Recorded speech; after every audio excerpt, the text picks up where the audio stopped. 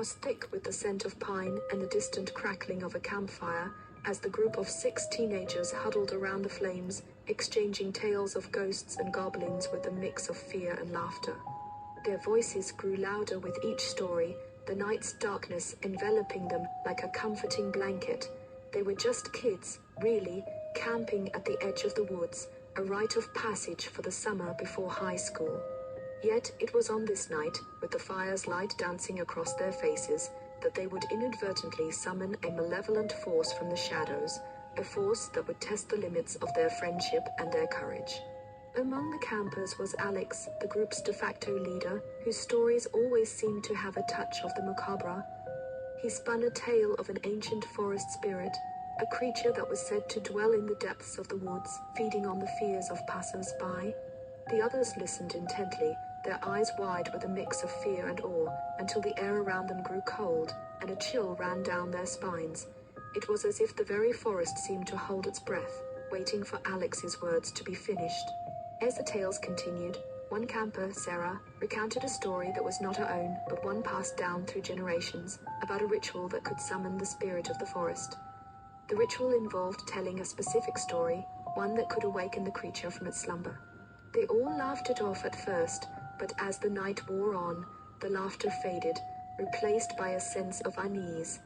It was as if the forest itself seemed to grow darker, the shadows lengthening and reaching out like hungry tendrils towards the camp. The darkest part of the night approached, and the group, now huddled even closer around the fire, felt a sudden, inexplicable dread. Sarah's story had been forgotten, but the feeling remained, a heavy presence that seemed to weigh on their shoulders. It was then that Alex, ever the campfire storyteller, began to recount a tale of his own creation, unaware of the consequences that his words would unleash. His story was about a group of campers who, much like themselves, had been enjoying a night of storytelling when they accidentally summoned a malevolent spirit. As Alex's voice trailed off, the fire seemed to dim, the flames dancing less vigorously. The campers exchanged nervous glances, the mood in the air now charged with a palpable sense of dread. And then, with a sound like the snapping of twigs underfoot, the shadows around them stirred, and from the darkness leaped a monstrous figure, a shapeless mass of twisting shadows, its eyes burning with a sinister light. The campers screamed, scattering in all directions, their laughter replaced by the cacophony of panic. The creature, now fully materialized, let out a chilling roar that seemed to resonate through the very core of the woods. Page 2. As the campers scrambled for safety, the creature gave chase, its form shifting and morphing with each step, mimicking the fears of its prey. The once cheerful atmosphere now a distant memory, the group found themselves running through the night, their laughter replaced by the sound of pounding hearts and desperate breaths. The creature was relentless, its presence a blur of darkness that seemed to consume all light in its wake. They knew they had conjured something far more terrifying than they ever imagined, and now they had to find a way to banish it back to the darkness from which it came. The campers sought refuge in the cabin they had set up for the night, barricading the doors and windows, hoping to hold off the creature until dawn. But as the night wore on, the creature's growls and snarls grew louder, its presence pressing against the wooden walls, as if it were a physical force trying to break through. The campers huddled together, their voices barely above a whisper, each one praying that their stories had not been the cause of this nightmarish turn of events.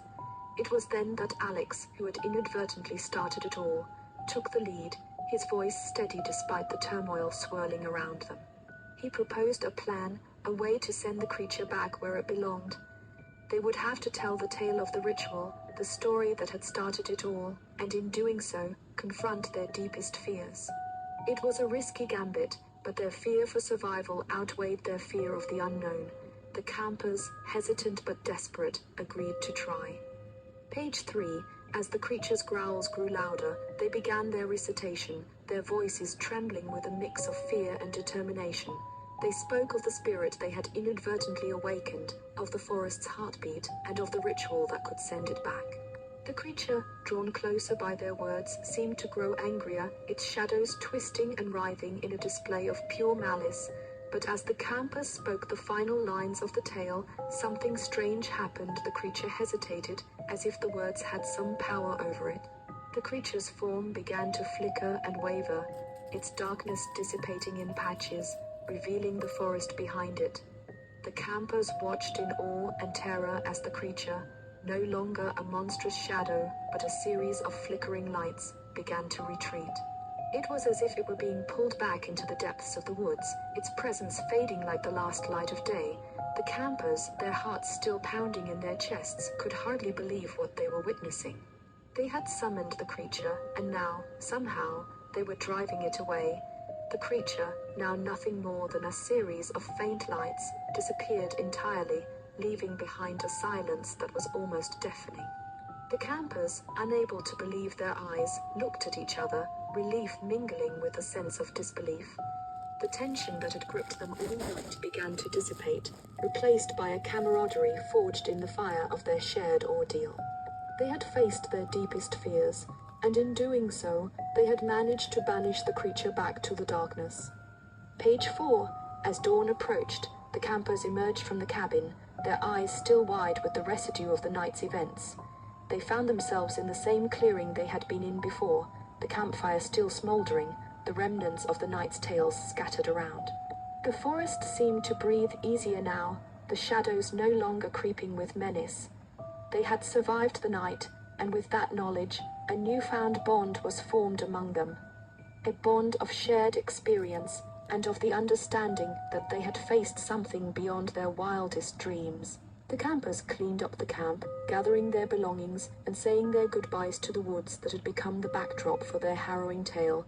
They vowed to keep the night's events a secret, a pact sealed by the shared knowledge that some things were better left untold.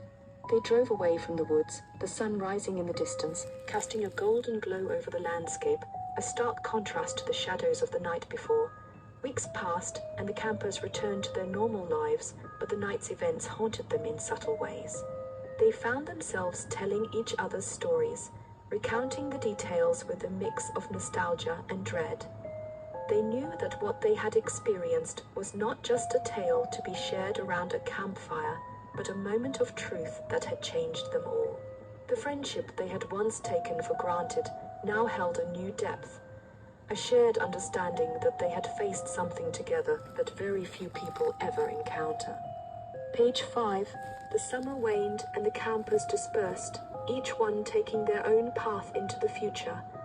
But the events of that fateful night would endure, a memory etched into their very souls. They would often think of the creature that had leaped from the shadows, the terror and the exhilaration of surviving it, and they would remember the ritual, the story that had called it forth and ultimately sent it away. They would never forget the lesson that fear could be both a prison and a weapon, and that sometimes telling the truth could set you free. And so, the legend of the campfire tales and the creature that had leapt from the shadows would continue to be told, not as a horror story, but as a testament to the resilience of the human spirit. The campers would become the storytellers, passing on their experiences as a warning and a beacon of hope to those who would listen. They had faced the dark, and they had emerged stronger, their bond unbreakable, their stories a reminder that some truths are best shared around a crackling campfire, beneath the watchful eyes of the forest.